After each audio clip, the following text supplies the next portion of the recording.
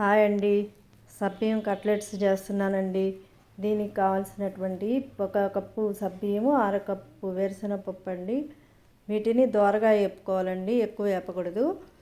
సబ్బియ్యానికి సరిపోయన్ని పచ్చిమిరపకాయలు వేసుకున్నానండి. పచ్చిమిరపకాయలు కలర్ చేంజ్ అయ్యాయి. తర్వాత ఉల్లిగడ్డ కడుక్కొని తురుముకోవాలండి. క్యారెట్, ఉల్లిగడ్డ తురుముకోవాలి.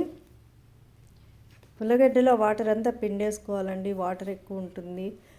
తర్వాత బాండట్లో ఆయిల్ తీసుకొని ఉల్లగడ్డ, క్యారెట్ వేసుకొని కొంచెం వాడ్చుకోవాలండి. ఈ వాడేటప్పుడు బఠానీలు, పచ్చి బఠానీలు అండి, బఠానీలు వేసుకోవాలి. నేనైతే పుదీనా వేసుకుంటున్నానండి. పుదీనా ఫ్లేవర్ అంటే నాకు ఇష్టం. ఈ పెట్టుకున్న సబ్బియ్యాన్ని మిక్సీకి పట్టాలండి. మిక్సీకి వేసుకొని గరుగ్గా వేసుకోవాలండి, మెత్తగా వేసుకోకూడదు.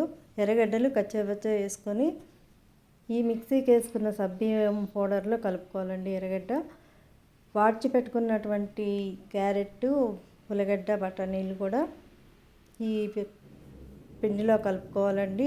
దానిలో అల్లం వెల్లుల్లి పేస్టు, బియ్యం పిండి, జీలకర్ర, మిరియాల పొడి, తగినంత సాల్ట్ వేసి బాగా కలుపుకోవాలండి. ఇది ఏపిన సబ్బియ్యం కాబట్టి అండి వాటర్లో కలుపుకోవాలి. ఒక 5 నిమిషాలు అట్లా కలిపి పెట్టుకుంటే బాగా నానుతుంది. తర్వాత ఇలా ఇంకా పెనం ఉంటుంది కదండి, ఆ పెనంలో వేసి కొంచెం లో ఫ్లేమ్లో పెట్టి కాల్చుకోవాలండి. ఎక్కువగా చేయకూడదు, మాడిపోతుంది. నేనైతే 2 మోడల్స్లో చేశాను. మరో పెనంలో ఇట్లా రౌండ్గా చేసుకొని బటర్ వేసి కాలుస్తున్నానండి. గోధుమ రవ్వ అద్దుకొని కాల్చుకోవాలండి, లేకపోతే అది అంత బాగోదు. ఈ రవ్వ వేసుకోవడం వల్ల బాగా టేస్ట్ ఉంటుంది, గరగరమంట బాగుంటుంది. ఇలా వేపుకోవాలండి. లో ఫ్లేమ్లోనే వేపుకోవాలండి, ఎక్కువ మంట పెట్టుకోకూడదు, మాడిపోతుంది.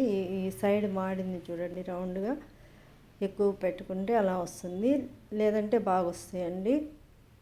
చాలా టేస్ట్గా బాగుంటుంది, హెల్త్కి కూడా మంచిదండి, చలువ చేస్తుంది. మీరు ట్రై చేయండి ఫ్రెండ్స్.